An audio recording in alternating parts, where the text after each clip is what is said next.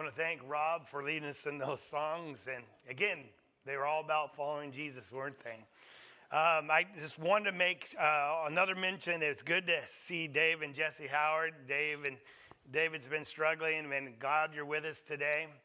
And also wanted to mention that Jeremiah Toothman, his brother flew into town from West Virginia, surprised him and myself at coffee on Saturday. He came to take him home.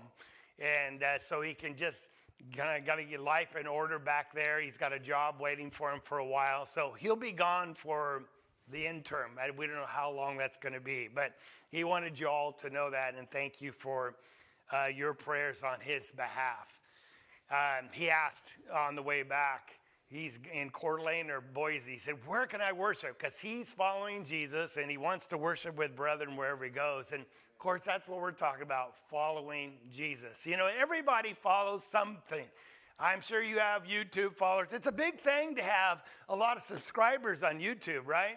Because it's monetized and you get 3 cents for so many thousand or whatever. And you can make lots of money on YouTube if you have followers. So you can pay people to help you get followers on Facebook or Instagram.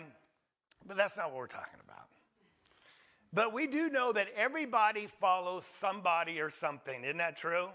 Whether we realize it or not. And what is a follower? It's interesting. There's a lot of studies done on leadership when it comes to business. You know, because as the leaders go, so does the company or the business or a church goes. But now they're starting to do work on followership. Never heard of that term. But it's something they borrowed actually from the Bible, followership. And we call it discipleship. But Merriam-Webster defines following as someone who is a follower, an adherent, a disciple, or a partisan. Then they break down each one. A follower is someone attached themselves to a person or their beliefs. So we're followers of Christ. Some people might be followers of some guru or whatever.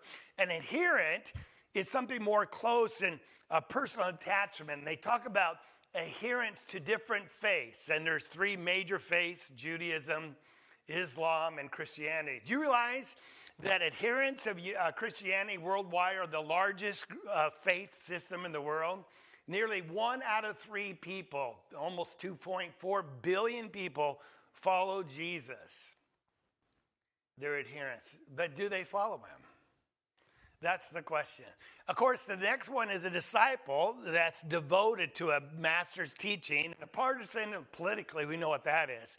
They just go along with whatever is told them. But everybody follows somebody. And it's natural, isn't it? I mean, you ask those little chicks, why are you following moms? I don't know, that's just what we do, okay? And so some have said that followership is a role, it's not a person, it's your position in life. And there's leaders and there's followers. And often it's just said, most people are sheep, and that's true. And Jesus even talks about, I am the good shepherd. And God laments in the Old Testament that he said, my people are without a shepherd, no one to lead them. We're born to follow somebody or something, somewhere, sometime in our life. And we can follow ourselves, or we can follow someone that is superior. And so when we look at this idea, Jesus is asking us to follow him. That's really what the essence of discipleship is. The word disciple means a learner, but you're following Jesus so you can learn from Jesus, so you can live like Jesus, so you can live someday with Jesus. And that's what discipleship is all about. And all I want to concentrate on this morning is the idea to follow somebody or something, you have to leave something behind. Now that makes sense. Most of you, well, all of you, you left your homes to come here. Thank you. But you had to leave to come here and be at this place. You can't be at 2 places at one time. Sometimes we talk about opportunity cost. When you have so many dollars and you say you have 100,000, you want to invest it in this or this, you have to pick one or the other. And if you pick the wrong investment, you had an opportunity cost that was lost, right? That you'll never be able to reap it because you chose to go this direction rather than the other. I remember growing up as a kid, I wanted to do everything all the time at that same time, and you can't. I didn't want to miss out on life. And when you get older, you realize you have to pick your direction, don't you? You can't do everything. You can't be involved in everything. My wife says, you haven't learned that lesson yet. Still. But there's an opportunity cost in there. And sometimes we leave the unimportant to follow the really supremely important. And that's what discipleship is all about. And so we're going to look at 3 simple points. We're going to look at first at just some examples.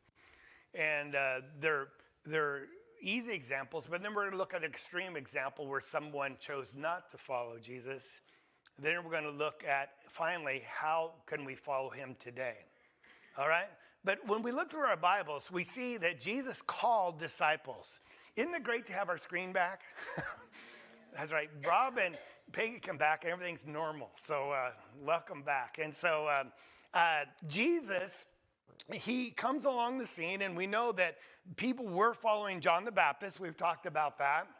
And when Jesus introduced Jesus to his disciples, John had followers. It says that they no longer followed John, but they started following Jesus. And you had to make a choice. They left John to follow Jesus. So Jesus then is on the Sea of Galilee, and he comes across Peter and Andrew, who are fishermen, right? And he says, follow me. Now that's a call. It's a command, but it's a call. Come follow me. And we find that immediately they left, it says, their nets and followed him. They were mending them at the time. Now, the second example is very similar because he goes on a little farther and he finds that James and John, they were brothers as well, and they were fishermen. And Jesus, the same way, it says he called them. I want you to know that. God is calling people always. And actually, that's kind of humbling. And I'm glad, I have to divert a little bit, that Stan had to go up here and get more bread and more fruit of the vine, because we were like 9 people, then 30 people over in our temporary location, and now we're in the 50s and we ran out. That's a good thing, because we always get more. But people are heeding the call. But I just wanted to say that when you eat that bread and you're reminded of Jesus going into the garden, remember he prayed 3 times, I don't want to go through this cross. The humiliation, despised it. He despised the shame that he's going to have to deal with. And we're going to see a verse that when we follow Jesus, wherever he goes, he'll lead us to the same place. And we sang that song. Did you notice? I will go with him. Where he leads me, I will follow into the garden. We went into and when you eat that bread, you were like, Jesus, after what you did for me, it's amazing that you're calling me to follow you. You would want me after all the things I've done in my life? It is a privilege to be called, isn't it? And they responded. Immediately, they left their boat and their father, and they followed him. They're leaving their source of income and their livelihood. Now, we have to stop. Like, didn't it seem kind of, impulsive? Well, we know there's a backstory. We know that earlier that Jesus had saw them. They had fished all night and didn't catch anything. And he tells them, put their nets down, and they catch an abundance of fish, right? Remember that account? That's where Peter said, my Lord and my God, depart from me, I'm a sinful man. So they had a conviction that this wasn't just an ordinary man. This was the Son of God, the Messiah they've been waiting for.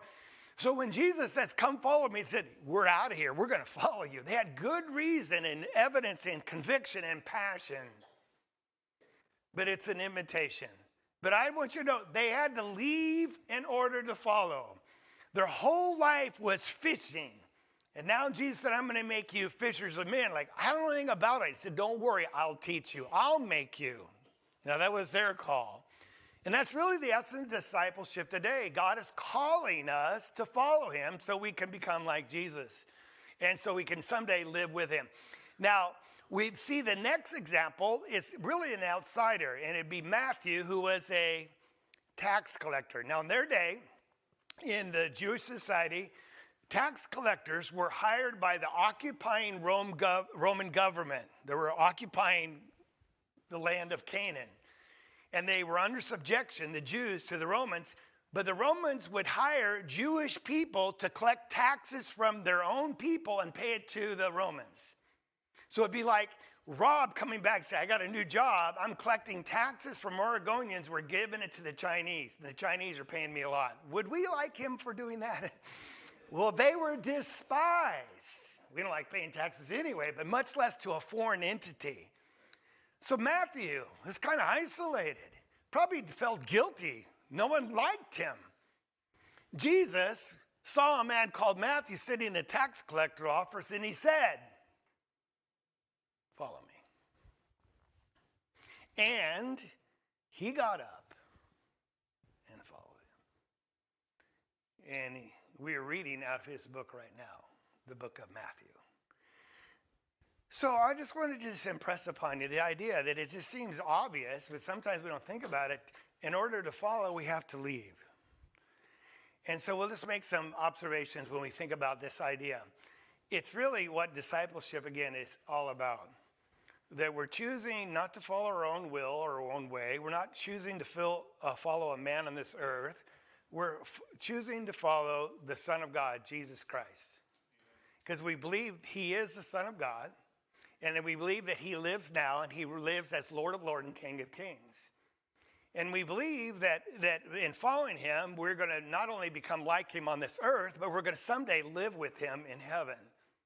And so there's great rewards. We're choosing the greater over the lesser. Not that there aren't good things here, but there's something supremely more valuable that we're willing to follow him. And that's really what it is. Now, we'll have to talk about how you follow in just a little bit. But 22 times in the Gospels, Jesus says the simple words, follow me. 22 times. That's all he says, follow me. And so that's the big invitation. And some will, but most won't. But all will hear the gospel call. I read another survey that said like 95% of the world's population have heard of Jesus Christ. That's amazing. I didn't know it would be that high. And even if it's within 10% either way, that's amazing, isn't it? But that's the gospel call. Jesus is calling. Just say, follow me. Now the second thing, it's, again, just follows on this. No pun intended. When Jesus calls you and says, follow me, you've got to leave where you are in order to follow him. Now, where you are could be in a faith that is not appropriate. It could be in a worldly lifestyle that you know you're kind of trapped in and you choose to follow him. You're glad to get out of it. It could be you're doing things that are great and normal and they're prosperous in society's eyes especially, but you see something more important in Jesus, so you choose to leave that which is healthy and good for something that's even better. But it's about opportunity cost, isn't it? It's about making a choice. What's the most important thing in my life? I'll tell you a story. I've been known to watch HTTV a little bit, especially the international, one where they go overseas and someplace and they pick 3 homes and they choose one to live in. Well, one I saw here a week ago, this lady had suffered and gone through cancer and was a cancer survivor. That's pretty traumatic. When you're in your 30s and 40s, that's even more traumatic. And she had a healthy business over in Florida somewhere, and she was single and had family and friends around, though. And she said, my life is more than just a job. And if I don't go follow my passions and dreams, I never will. And the cancer and the near-death experience woke her up, so she sold all that she owned, sold her place, and moved as a single person to Paris, France. Didn't know the language, and people go, you're crazy. Have you ever met someone done like that? That's because something was more important to her than what she had, and she had to leave her home, her security, and her family to follow her dream. And one way we go, that's crazy, but deep down inside, man, I wish I had the courage to do that myself. And maybe it's only traumatic experiences in our life that cause us to say, I don't care about what the world's offering. I want to follow something more important. And that's what Christianity is all about. He's offering us something the world cannot provide. Filling that hungry spot in our hearts and souls that money, stuff, acceptance the world cannot fulfill. Only our Creator and our Father can answer. So when we look at this, Jesus says this in Matthew 16, and he's talking about discipleship. But if anyone wants to come after me, if you want to follow Jesus, if that's your desire, he's going to outline some things. But it basically says you got to deny yourself. Then you're going to have to pick up your cross and follow me. And that's what we're talking about leaving. Deny yourself, like, man, I'd like to do this and this, but sometimes they're exclusionary. You can't do both at the same time. So you got to deny yourself of one thing in order to grab hold of Jesus' hand and follow him. It's denial. Now, we do that in life. I mean, we deny lots of pleasures and a lot of money to go to college, for example. We deny ourselves partying so we can study and get a test. I hope you do. We make sacrifices all the time when we're trying to follow a dream or a passion or a hope. So this is not out of the realm of expectation, but Jesus is just saying it bluntly, if you want to follow me all the way to heaven, you got to deny yourself, and will there be trials? He said, pick up your cross. Yours is going to be different than anybody else. You might have family that put pressure on you that no one else will. You might be the only one among your family, and you're going to have trials that none else will experience. But pick up your cross, then what is he saying? Just follow me. You can do it. Millions have and millions will, but you got to want it. Just like that lady wanted to go to Paris and learn French and live there more than anything else, more than her home, more than her family. She had to make self-denial and sacrifices and get up and leave. You got to love Jesus more than anything. And you want to go to heaven more than anything. And then everything else just kind of just falls into place when we have that attitude. So I'm going to look at another example, an extreme example. So I want you to look at with me in Matthew 19. There's some Bibles in the pews. Open your phones or whatever you have. And some of us might be familiar with this account. It's the story, what we call the young rich ruler, right? Sorry, I dropped my glasses. And it's a negative example of someone who's not willing to leave in order to follow. So let's read in Matthew 19, verse 16. Jesus in the midst of his ministry, and people are coming to him all the time. And so in verse 16, behold, one came to him and said, Teacher, what good thing shall I do that I may obtain eternal life? And he said to him, why are you asking me about what is good? There's only one who is good, and that's God, of course. But if you wish to enter into life, keep the commandments. Now, being a Jew, they understood the old law and the 10 commandments. He said, just keep the commandments. The problem is no one could do it perfectly. And so he comes back and he asks him, well, which ones? That's a fair question. When your heart's not in it, you want just an easy path. You want everyone to outline everything for you, just bare minimum. He said, I'll reduce it all down to 2. 613 commandments in the Old Testament, I'll give you 2. Well, actually 3. You shall not commit murder, you shall not commit adultery, you shall not steal. 4. Excuse me, I confused myself with something else. Honor your father and mother, and you shall love your neighbors yourself. And the young man said, all these things I've kept, what am I still lacking? So let's just make some observations here. When we look at this guy here, this young, rich ruler, does he have anything going on? He's young, he's rich, and what is he? He's ruler, he's got authority. So people admire him. He has people following him rather than him following someone else. He's the prototype, successful young American. But he realizes that he needs something more than what this world can offer him. So he asks, what can I do to have eternal life? Isn't that a fair question? Because he sees people dying around him.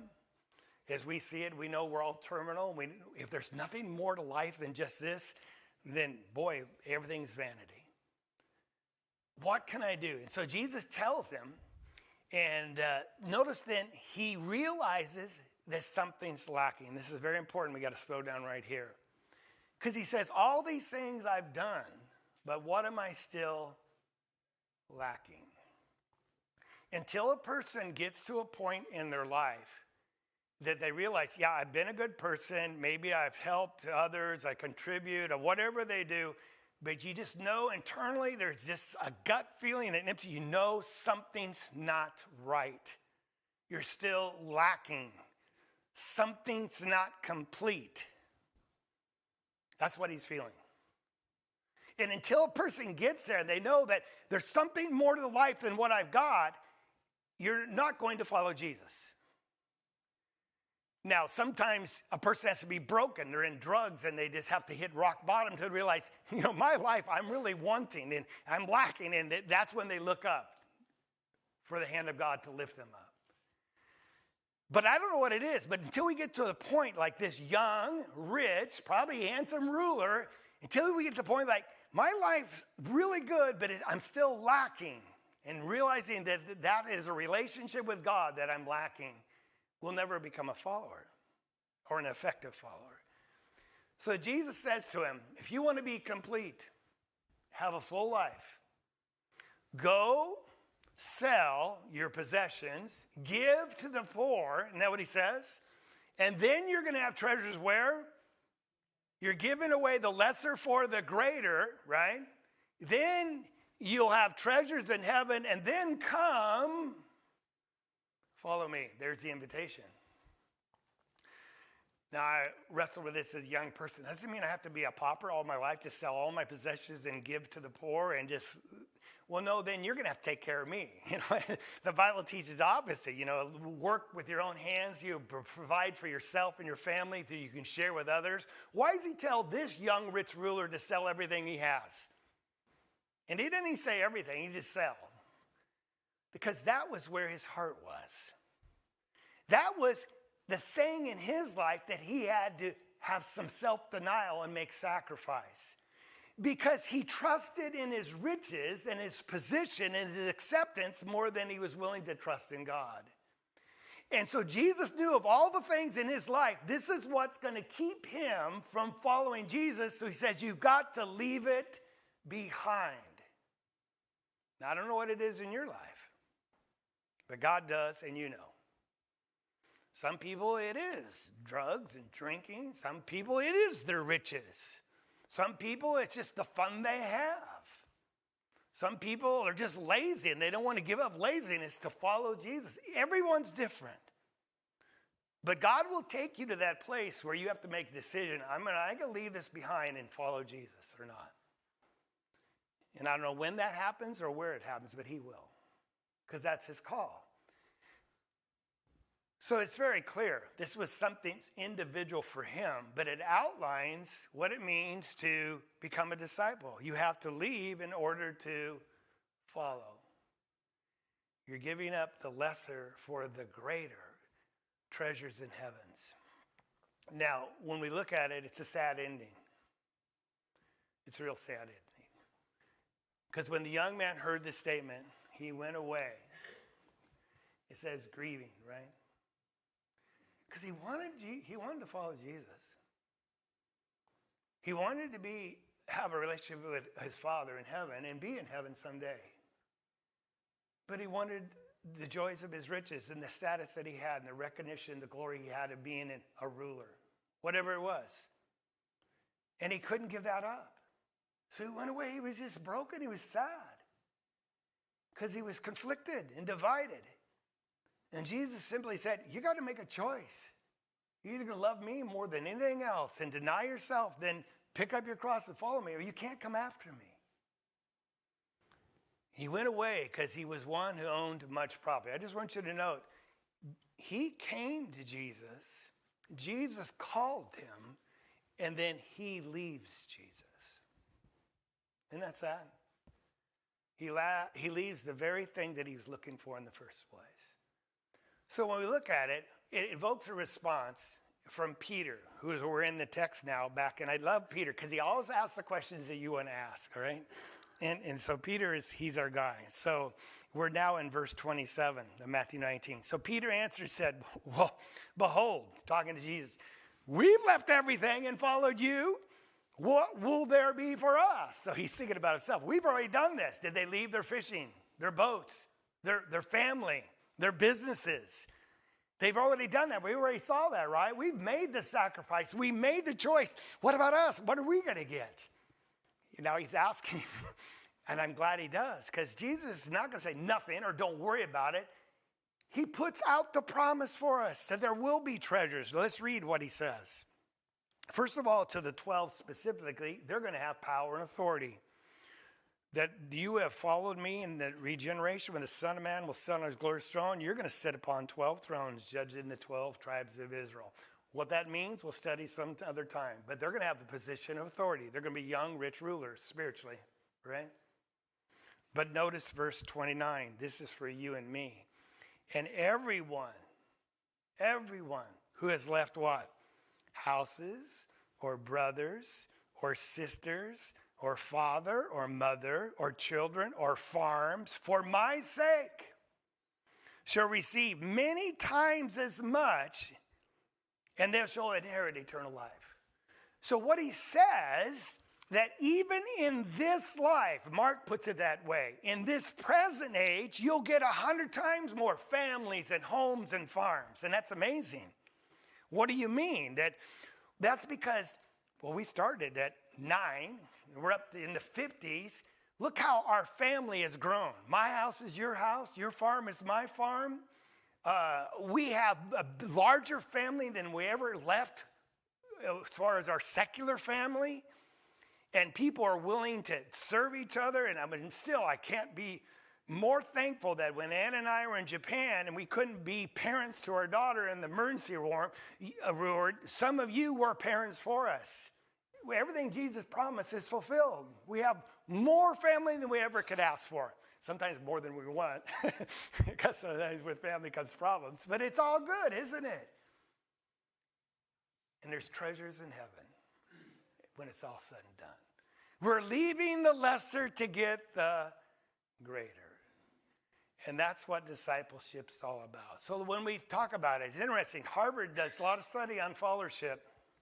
Now, it's a big thing because they realize there used to be a tyrannical, almost leadership model. You just, work your employees to death, and then when they're tired, you get rid of them, get someone new, But now they realize you have to take care of your employees, the followers, because they're the heart and the soul of the company in many ways. And so there's a lot of studies on followership, if you would. And I came across this, and that was interesting, because they said 14 effective key qualities of followers. I highlighted just 7. Boy, I thought this person was probably reading the Bible. But notice the first one, you have to have ego management. Wow. Have you ever been in a business or had employees or worked with employees that was all about them? You ask them to do something. No, I don't want to do that. That's beneath me, right? Ego management is important to be an effective employee or a follower. Well, Jesus said what? It's not about me. I regard others as more important than myself, especially Jesus. I will take orders from him if you would. The second thing he says, loyalty. Boy, isn't that what we sang? I'll follow you. I'll be faithfully following you. And that's what it takes to be a follower. Faithfulness. Humility. To take instructions and do sometimes what you don't want to do, even though it's in your best interest, does that take humility? So I asked Richard, and he's in a tough time. He said, hey, can you get your trailer and can we get some plants? Because we're trying to landscape the place down here. And I think he was humble because I don't think he wanted to at first. But we had the best time yesterday with him and his brother talking about spiritual things and family and talking about, grieving and that, and got the job done. But it takes a little bit of humility to serve, doesn't it? And so we look at courage.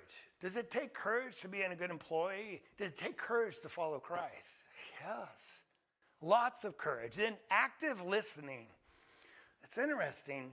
A lot of employees, and I talk to employers, I've had employees, they don't want to be told what to do. They don't want to listen. The last guy I had work for him, I tried to give him some instruction how to do something. He didn't want to listen. He just wanted to do it his own way. You can't have an employee that way.